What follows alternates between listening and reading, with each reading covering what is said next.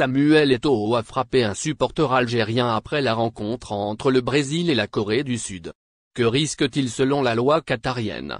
Président de la Fédération camerounaise de football, Samuel Eto'o est resté au Qatar après l'élimination de son pays lors de la phase de groupe.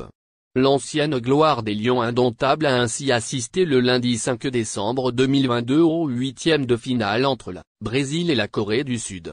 Après la rencontre, Samuel Eto'o a quitté le stade et a fait de nombreux selfies avec des supporters. Lorsqu'un d'entre eux s'est approché de lui, le ton est monté et Samuel Eto'o a frappé le supporter. Le supporter frappé par Samuel Eto'o est un youtubeur algérien qui s'appelle Saïd Mamouni. Lorsqu'il s'est approché de Samuel Eto'o, il lui a demandé comment allait Bakary Gassama. Bakary Gassama est l'arbitre du barrage retour des éliminatoires de la Coupe du Monde 2022 entre l'Algérie et le Cameroun. Un match perdu par l'Algérie dans les arrêts de jeu de la prolongation, synonyme de non-qualification pour le mondial au Qatar. En Algérie, après cette élimination, l'arbitre a été accusé, sans fournir la moindre preuve, d'avoir truqué le match. Mais Samuel Eto'o peut-il être condamné pour son coup de poing?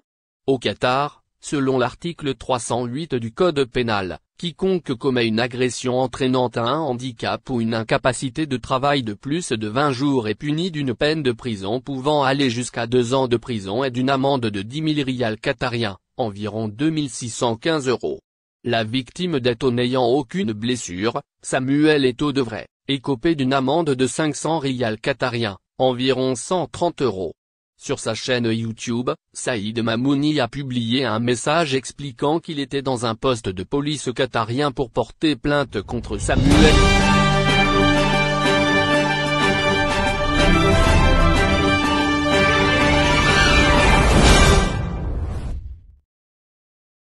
Si vous voulez savoir ce qu'a dit le coach marocain sur son homologue algérien Belmadi au mondial du Qatar, n'hésitez pas à nous suivre.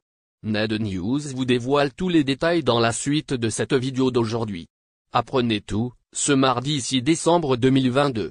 Il paraît que le nouveau responsable de la barre technique de l'équipe du Maroc admire le sélectionneur des Verts. Cette fois-ci, le coach marocain a bien cité son homologue algérien Belmadi au mondial du Qatar. Vous êtes curieux et souhaitez en savoir davantage? N'hésitez pas à écouter la suite de ce passage d'aujourd'hui, vous êtes bien au bon endroit. Vous n'êtes pas sans savoir qu'un rendez-vous sportif assez important se prépare pour les Lions de l'Atlas. Effectivement, la sélection marocaine se mesurera, ce mardi, à la sélection espagnole. Et ce, afin de tenter sa chance pour une éventuelle qualification au quart de finale de la Coupe du Mondial 2022. Pour cette occasion, le technicien Walid Regragui a animé une conférence de presse d'avant-match prévue dans le cadre des huitièmes de finale. Lors de son discours, le sélectionneur de 46 ans n'a pas hésité à évoquer l'artisan majeur du sacre de l'équipe nationale à la Coupe d'Afrique des Nations 2019.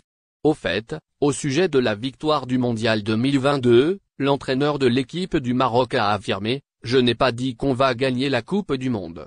Puis, il a ajouté « Mais ce que je voulais dire, c'est qu'on a le droit de rêver pour y parvenir. » Ensuite, il faut toujours transmettre des messages positifs, a-t-il souligné.